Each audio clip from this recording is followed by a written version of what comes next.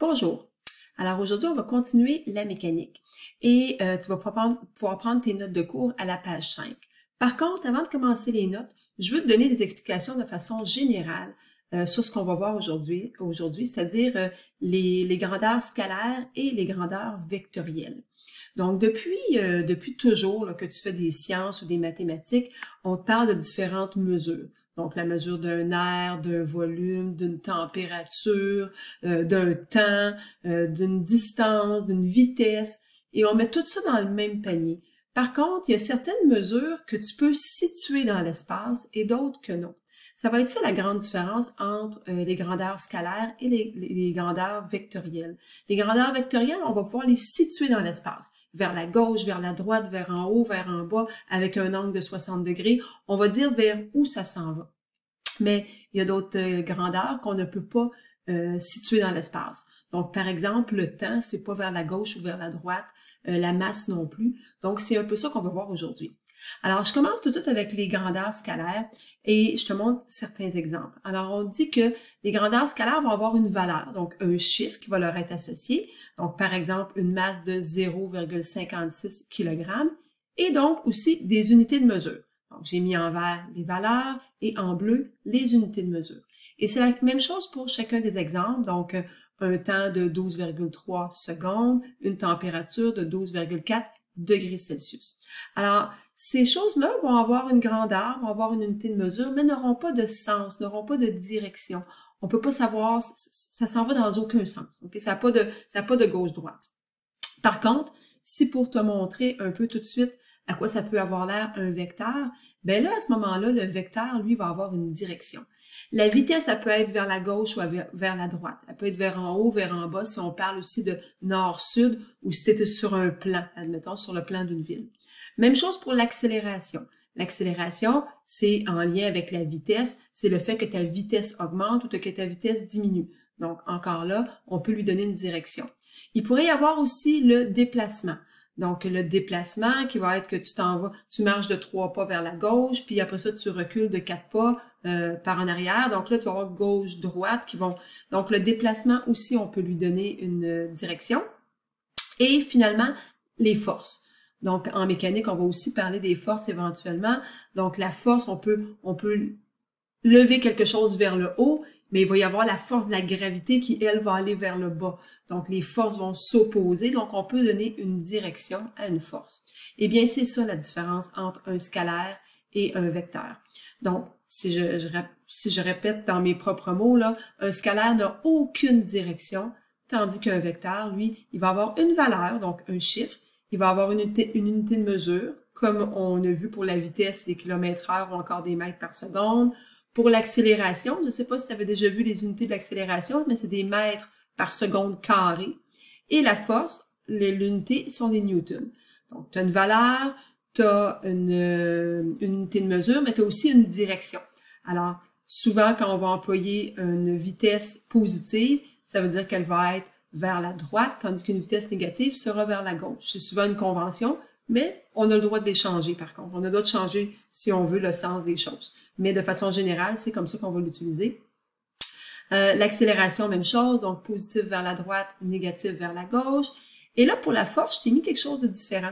Donc, au lieu de te mettre un signe, j'ai mis vraiment une orientation avec un angle. Parce que c'est pas obligé d'être seulement gauche-droite, ça peut être le haut, le bas aussi, mais ça peut être entre les deux.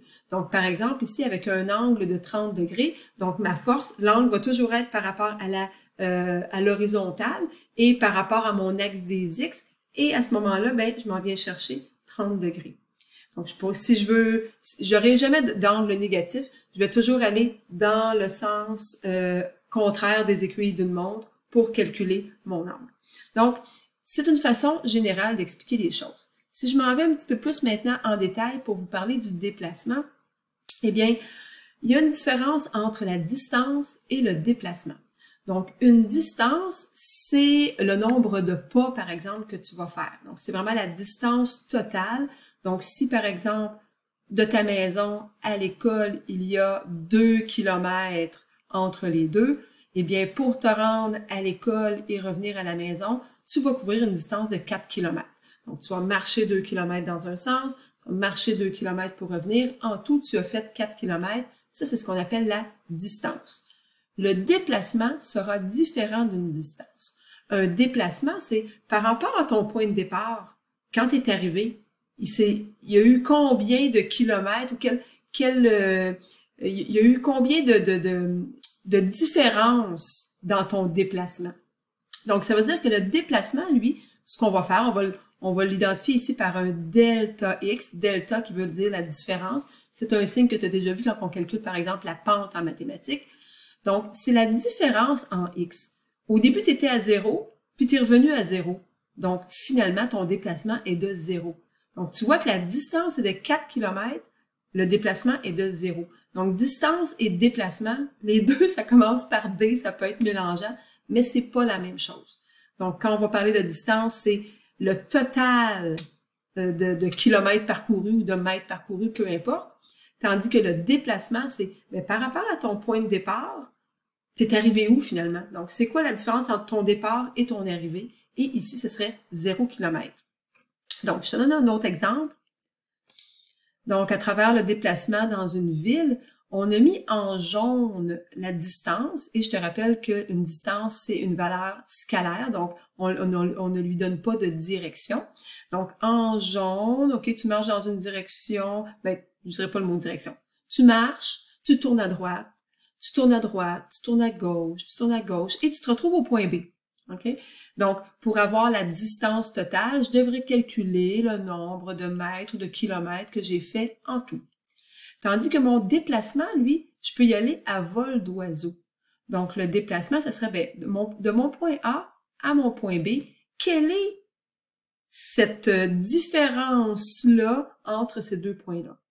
Et là, la distance, tu vas la calculer, admettons, en mètres. Le déplacement, ben lui, il y a deux façons différentes qu'on peut le calculer. Et je vais te montrer ça maintenant. Alors, on peut soit le calculer avec les X et les Y. Donc, par exemple, si à vol d'oiseau, ici, ça me fait 5 km pour aller du point A au point B directement avec ma flèche rouge, eh bien, ça veut dire que mon déplacement, je pourrais le calculer en X et en Y. Donc, je pourrais dire, par exemple, que mon déplacement en X ici est de 3 km, tandis que mon déplacement en Y serait de 4 km. Et là, je ne l'ai pas mis, mais je vais rajouter, je devrais mettre des petits plus en avant pour identifier que mon X s'en va vers la droite et que mon Y, lui, s'en va vers le haut. Donc, pour identifier dans quel sens je m'en vais. Donc, j'aurai plus 3 km pour les X, plus 4 pour les Y. Alors là, je viens de définir mon vecteur qui est en rouge, qui est mon vecteur déplacement. Il y a une autre façon que je peux identifier ce déplacement-là, et ce serait plutôt avec un angle. Donc, je pourrais dire que mon déplacement est de 5 km, parce que c'est bien ça que j'ai ici pour la flèche rouge. Par contre, à ce moment-là, je devrais donner l'angle. Toujours l'angle par rapport au X, comme je disais tantôt, l'axe des X. Et là, je calcule, j'ai 60 km. Donc, je pourrais dire à ce moment-là que mon déplacement est de 5 km à 60 degrés, tout simplement. Donc, c'est deux façons différentes de parler de notre déplacement, soit en XY ou encore avec une valeur et un angle qui va être avec lui. Donc, ça va nous mener à nos notes de cours. Donc, c'est dans le fond, je viens de te généraliser là, ce qu'on va voir dans nos notes plus en précision. Alors, si tu prends tes notes de cours à la page 5, alors à la page 5, on nous parle effectivement de scalaire et de vecteur. Donc, on nous dit premièrement qu'un scalaire va avoir une valeur et une unité de mesure. Donc, on peut se donner des exemples. On a parlé tout à l'heure de distance.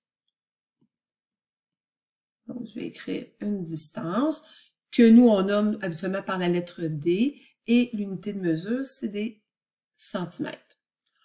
On a vu tout à l'heure aussi la masse. Donc, la masse qui va avoir une valeur, qui va avoir des unités de mesure, donc par exemple des grammes ou des kilogrammes. Donc, n'a pas de direction. Et je vais marquer le temps, parce qu'on va souvent utiliser le temps en physique mécanique. Donc, le temps, donc, il serait des secondes, mais on pourrait rajouter aussi la température en degrés Celsius, etc., etc. Donc, ceux-là n'ont pas de direction, donc, pas de direction.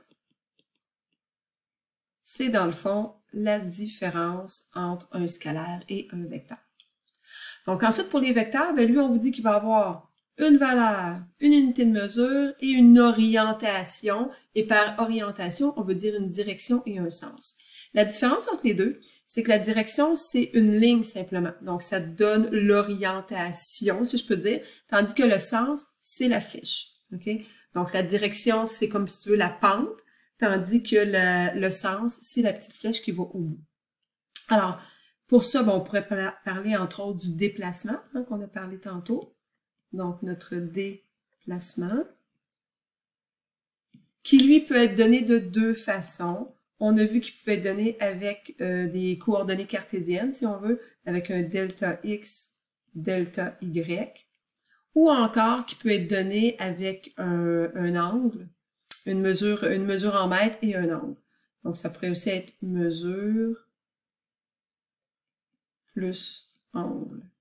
Mais ça, on va en reparler en détail tantôt. Là, si tu regardes un petit peu plus au bas de la feuille, c'est de ça qu'on va discuter. Et mon déplacement, ben, mon unité serait, par exemple, en mètres. Ensuite de ça, on a parlé tout à l'heure de la vitesse. Donc, la vitesse, je peux aussi l'orienter vers la gauche, vers la droite, vers l'est, vers l'ouest, etc. Donc, la vitesse qui sera en mètres par seconde, elle aussi, peut être sous forme vectorielle. Il y a aussi l'accélération. Et ça, c'est les trois principaux thèmes qu'on va parler dans le prochain chapitre. Donc, accélération.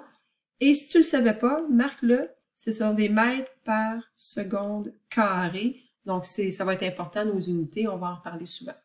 Et éventuellement, là, dans les autres chapitres qui vont suivre, on parlera souvent aussi de la force. Donc, je te le rajoute ici. L'unité sera des newtons. Mais c'est pas pour tout de suite, mais ça s'en vient. Alors, la différence entre une grandeur scalaire et une grandeur vectorielle. Scalaire n'a pas de direction et vecteur a une direction. Alors, on va travailler beaucoup avec nos vecteurs. Donc, c'est ça qui est nouveau pour toi, ce terme-là. On en avait quand même parlé en mathématiques. Donc, on peut les donner de deux façons. Donc, je vais les numéroter. Première façon, deuxième façon. Donc, première façon avec des coordonnées polaires. Donc, on en a mis un exemple juste ici. Oups, ça a effacé mon truc. Je vais retourner en arrière. OK. Donc, je vais juste te mettre une petite flèche ici pour te dire que on te donne un exemple. Donc, on a 128,34 mètres avec un angle. Et si tu regardes bien l'angle qu'on t'identifie dans le dessin, il est toujours à partir de l'axe des X. Donc, en haut, on a l'axe des Y. Mais moi, mon angle, c'est toujours à partir de l'axe des X et toujours en sens inverse des aiguilles d'une montre. C'est ce qu'on nous dit dans le texte à côté. Donc, on vous dit premièrement, la valeur de la grandeur, on la donne au centième. C'est ce qu'on fait depuis le début de l'année. On vous dit ensuite au deuxième point que l'angle, on le donne au dixième. C'est aussi ce qu'on était habitué de faire depuis le début de l'année. Troisième point, l'angle est toujours donné à partir de l'axe des X et dans le sens anti-horaire, donc inverse des aiguilles d'une montre. C'est ce que je vous ai démontré en bleu avec le dessin. Et finalement, l'angle n'est jamais négatif. Donc, je ne vais pas partir à l'envers vers le bas pour mon angle. Ça va toujours être vers le haut. C'est pour ça qu'on dit que c'est toujours dans le sens anti-horaire. Donc, l'angle ne sera donc jamais négatif.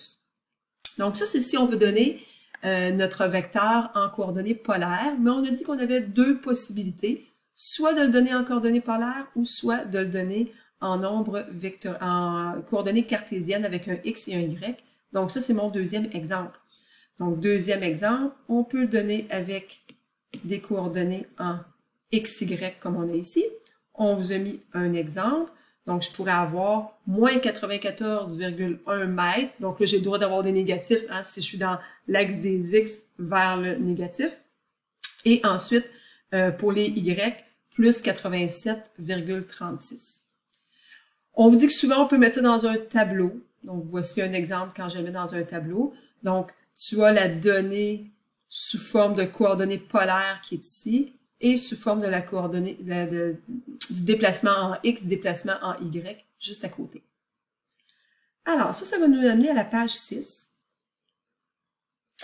Alors, à la page 6, on continue à regarder nos grandeurs vectorielles, mais on va parler plus précisément du déplacement. Donc, le déplacement, que je vous ai fait l'exemple tout à l'heure. Donc, c'est ce qu'on va parler plus en détail ici. Alors, vous avez un exemple, vous avez un exemple avec un point de départ et un point d'arrivée. Donc, point de départ ici, point d'arrivée, et on fait une longue distance, OK, pour arriver finalement à mon arrivée. Donc, ça, je vais marquer un D ici. Donc, ça ici, c'est la distance totale pour te rendre de ton point de départ à ton point d'arrivée. Je vais mettre en rouge. Si tu regardes là dans mon parcours ici, j'ai marqué mon D en bleu. Donc, ça, c'est la distance parcourue. Et je vais mettre en rouge mon déplacement. Donc, le déplacement, je pourrais l'identifier à ce moment-là par une flèche, comme ça ici. Donc, je pars de mon point de départ à mon point d'arrivée. Et cette flèche-là, ben, je peux la subdiviser en déplacement en X et déplacement en Y. Donc, j'ai mon delta Y ici et mon delta X en bas. Donc, ça nous permet de visualiser un petit peu la différence entre la distance en bleu, hein, le D, et le déplacement en X et le déplacement en Y que nous autres, j'ai mis en rouge. Donc, si on se faisait des exemples concrets, là j'ai pas mesuré, mais admettons que c'était un vrai chemin qu'il y avait là. Donc, mon parcours pourrait mesurer, disons, ma distance pourrait être approximativement de 20,00 mètres. Admettons, un parcours fictif, là. Et à ce moment-là, si tu regardes en rouge mon vecteur, est-ce que ça va être plus ou moins que 20 mètres? Bien, ça va être moins. Parce que là, il a tourné à droite, tourné à gauche, il s'est promené, OK, bon. Donc, à ce moment-là, bien, si j'allais voir plutôt la valeur du vecteur, bien, en ligne droite, ça serait peut-être l'équivalent de, je prends mon crayon, l'équivalent de 11,86 mètres. Et là, j'aurais un angle à aller chercher. Un angle serait toujours par rapport à l'axe des X. À ce moment-là, ce serait ici. Donc, ça serait l'angle comme ça ici. Donc, disons, je l'approxime là à 305 degrés. C'est juste pour vous donner un exemple de à quoi ça pourrait ressembler si je te donne ça en coordonnées polaires. Si je le donnais plutôt sous forme de, je vais te le marquer là, coordonnées polaires. Si je disais plutôt, je vais vous donner ça sous forme de XY, ben à ce moment-là, ton X, il serait positif parce que ton X s'en va vers la droite ici. Donc, ta donnée en X pourrait être par exemple de plus 6,80 mètres. Et tes coordonnées en Y, tu t'en vas vers le bas. Donc, je m'attendrais à avoir un moins. Donc, tu descends. Donc, moins, disons, c'est un petit peu plus, 9,72 mètres. Donc là, j'ai fait ça sous forme d'approximation. Mais ça, ce serait des coordonnées cartésiennes. C'est juste pour te montrer à quoi ça pourrait ressembler une réponse d'une valeur d'un déplacement en coordonnées polaires ou en coordonnées cartésiennes. Alors, on a justement un exemple juste en dessous qu'on va aller faire ensemble. Alors, si tu regardes le dessin, on a marqué XI ici pour la position de départ initiale et XF pour la position finale. Alors, si tu as un petit texte attaché à ça, une bille part de la position plus 2 pour se rendre à la position plus 5 mètres, puis fait demi-tour pour se rendre à la position moins 1 mètre. Donc, quelle est la position initiale? Bien, ma position initiale, c'est celle que j'ai mis en bleu ici, donc plus 2,00 mètres. Et tiens, je pourrais aller mettre en vert ma position finale, qui serait, elle, de moins 1,00 mètres. Donc, position initiale, position finale. La distance parcourue, on se rappelle que c'est la distance, c'est tout le chemin qu'on a fait.